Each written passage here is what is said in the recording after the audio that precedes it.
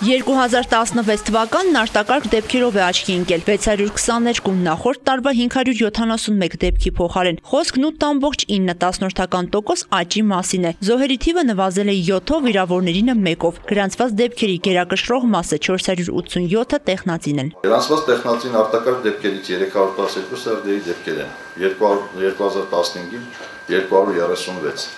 Հրդեհների թիվը մարզում աճել է 76-ով կամ 32.8%-ով։ Նյութական վնասը կազմել է 67 միլիոն 728 096 դրամ։ Հրդեհներից զոհվել է 3 եւ վնասվածք են ստացել 1 քաղաքացիներ։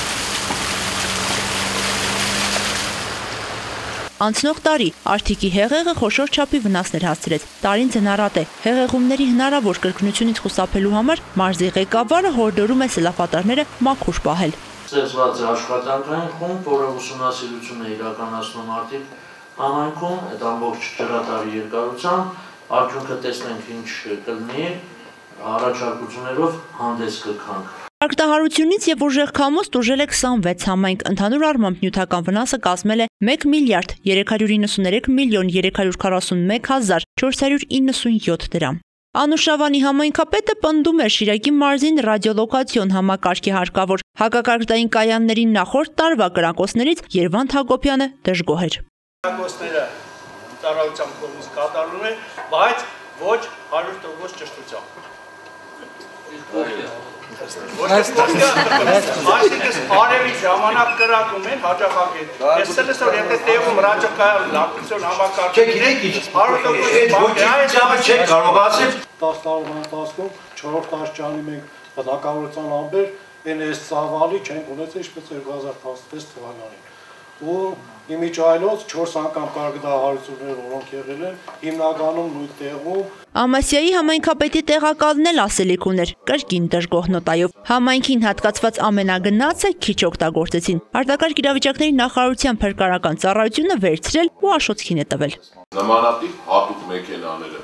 մարզին են հատկացվում։ Ելնելով օպերատիվ իրավիճակից արտակարգ իրավիճակների նախարարության փրկարար ծառայության ղեկավարությունը